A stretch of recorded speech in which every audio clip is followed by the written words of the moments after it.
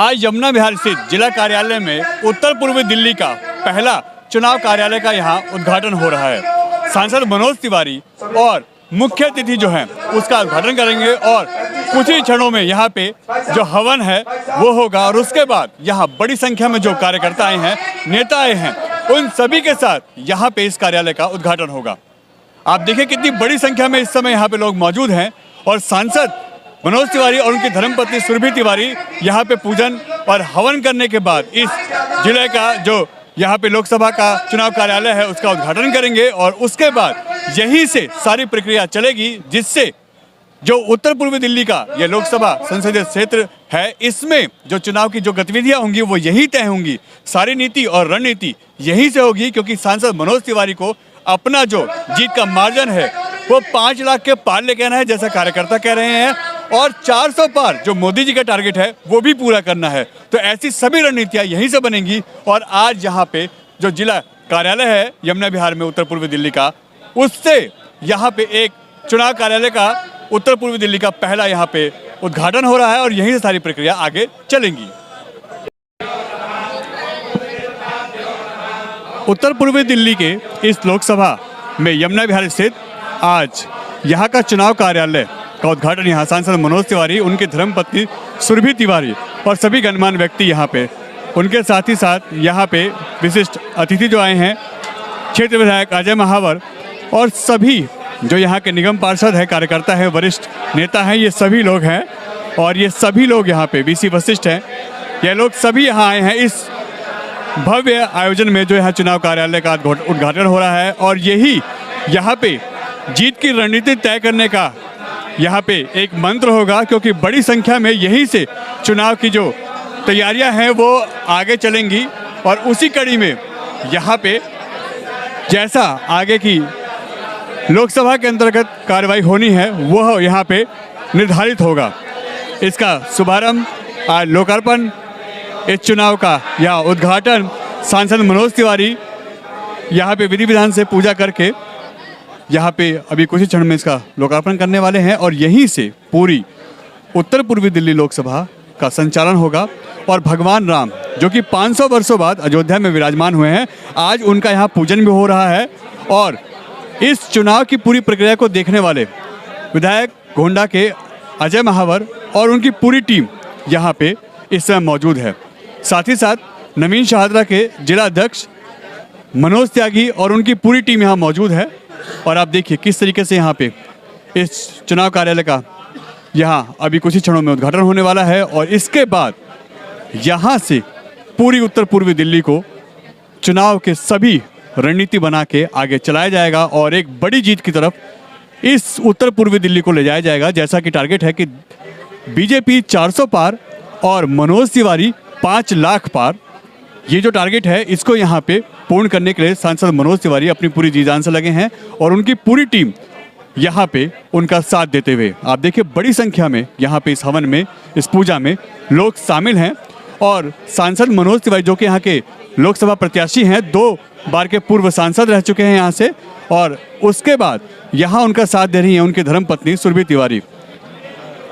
लगातार शिव और शक्ति का यहाँ पे एक मिलन देखा जा रहा है। लगातार हर जगह यह दोनों, जहाँ मनोज तिवारी नहीं पहुँच पाते वहाँ सुरभि तिवारी, और जहाँ सुरभि तिवारी नहीं जा पाती वहाँ मनोज तिवारी, यह शिव और शक्ति का यहाँ पे जो कार्य है वो दिख रहा है। और अद्भुत यहाँ पे इस लोकसभा में उत्तर पूर्वी दिल्ली के यहाँ पे चुनाव कार्यालय का आप देख सकते हैं बड़ी संख्या में यहाँ पे क्षेत्र के, उत्तर पूर्वी दिल्ली के और आसपास के सभी विधानसभाओं से यहाँ चुनाव कार्यालय का जो उद्घाटन है, यहाँ पे बड़े बड़े नेता, गणमान्य व्यक्ति और सभी कार्यकर्ता यहाँ मौजूद हैं। ये देखिए ये जिला कार्यालय का वही लोकसभा चुनाव कार्यालय है जिसका उद्घाटन यहाँ पे अभी कुछ ही क्षणों में होने वाला है। बड़ी संख्या में यहाँ लोग आए हुए हैं, हर विधानसभा से यहाँ लोग पहुँचे हैं।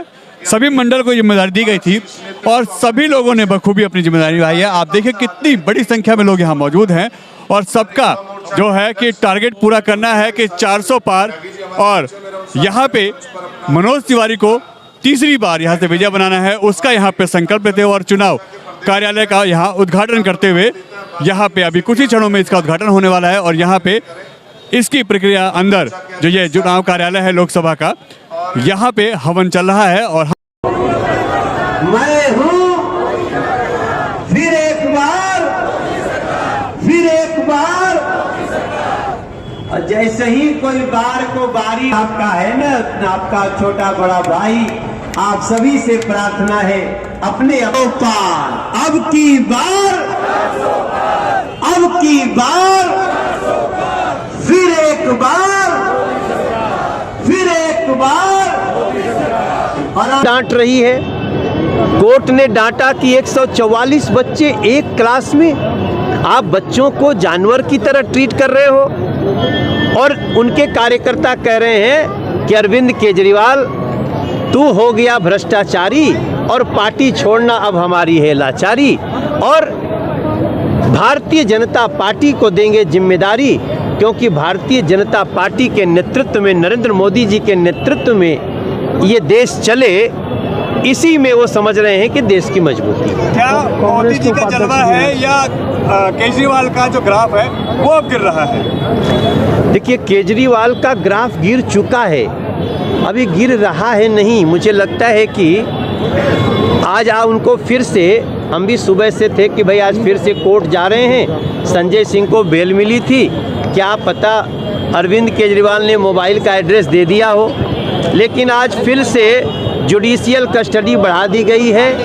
तो कस्टडी देना और बेल देना ये है कोर्ट का काम, कोर्ट अपना काम कर रही है।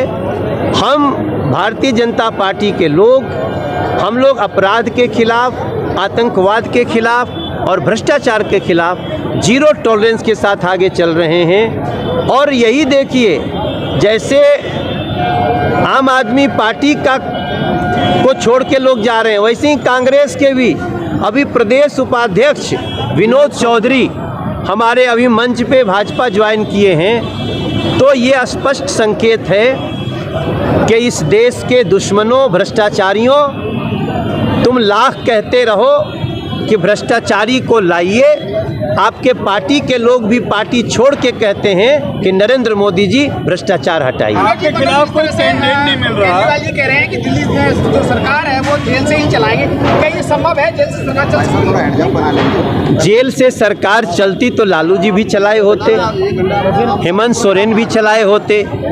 अरे भाई, बाबा साहब भीमराव अंबेडकर जी ने संविधान लिखा है तो उसका अर्थ समझना पड़ेगा। ये एक जिद है, और वो ये जिद के पीछे भी उनका आम आदमी पार्टी का अंदरूनी सत्ता संघर्ष है। तो एक प्रकार से आम आदमी पार्टी के मुखिया अरविंद केजरीवाल ने ये ठान लिया है कि ना तो हम चलेंगे और ना तो दिल्ली को चलने देंगे। मुझे लगता है संविधान विशेषज्ञ बैठें और इसमें रास्ता क्या निकल सकता है उसको अपनाया जाए। एक आखिरी सवाल कि क्या आपके खिलाफ कोई कैंडिडेट नहीं मिल रहा, अभी तक अनाउंस ही नहीं हो रहा, और अब क्या लगता है कि आपको 5 लाख से ज़्यादा वोट मिलने वाले हैं? देखिए, जैसा लोग कह रहे हैं कि अब के हम लोग 5 लाख प्लस से जिताएंगे मनोज तिवारी को, पीछे हम लोग 3,68,000 से जीते थे, उसके पहले 14 में हम 1,47,000 से जीते थे। तो जिस प्रकार से क्षेत्र के लोगों का विश्वास बढ़ रहा है, देखिए इस 10 साल में ये तो लोगों ने देखा होगा कि मनोज तिवारी लड़ता नहीं है बल्कि हर बात में आगे बढ़ता है।